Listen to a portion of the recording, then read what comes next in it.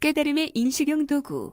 명상 수행을 통해 진정한 깨달음을 터득하여 해탈하거나 경지의 단계에 오르고자 하는 사람은 많지만 아직 어떤 과정을 통해 깨달음과 같은 진리를 알게 되는지 모르는 경우가 대부분입니다. 실제로 뛰어난 스승이라고 하여도 제자들에게 어떤 과정을 통해 깨달음을 얻고 또한 어떤 방법으로 깨달음을 알게 되는지 자세히 설명해주는 스승이 있다는 이야기를 듣기가 쉽지 않습니다.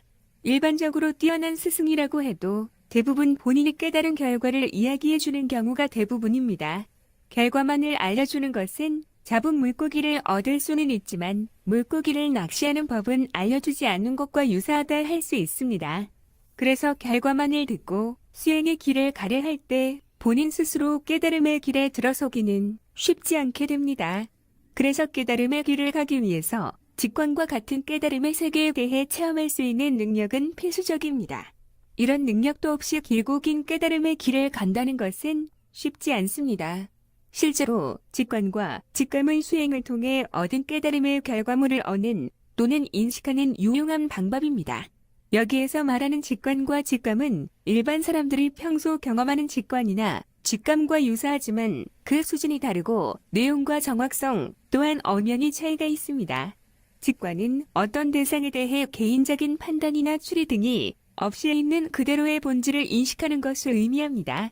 하지만 사물에 대해 본질을 정확히 인식하기는 쉽지 않은 일입니다. 왜냐하면 우리는 어떤 사물을 볼 때 시각적으로 보이는 외관상으로 나타나는 모습에 주목하며 그 모습에서 풍겨나오는 느낌으로 판단하는 경우가 많기 때문입니다.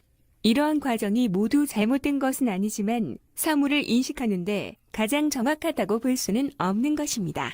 그 이유는 외부로 보이는 모습과 내부의 본질이 100% 일치하지는 않기 때문입니다.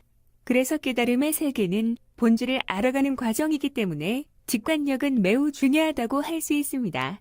사람은 어떤 대상을 파악하고자 할 때 그 대상에 대해 생각을 할 것이고 그로 인해 머릿속에 떠오르는 언어나 영상은 그 대상에 대한 정확한 판단이라고 생각할 것입니다. 하지만 같은 대상이라고 해도 사람마다 좀 더 깊게 보는 고급 차원의 직관이 가능한 사람이 있고 그렇지 못한 사람이 있을 수 있습니다. 어떤 경우에는 전혀 그 대상에 대해 파악하지 못할 수도 있습니다. 전자의 사람의 직관력이 강하다고 할 수 있는데 이런 차이가 나는 이유는 사람마다 민감도가 다르기 때문입니다.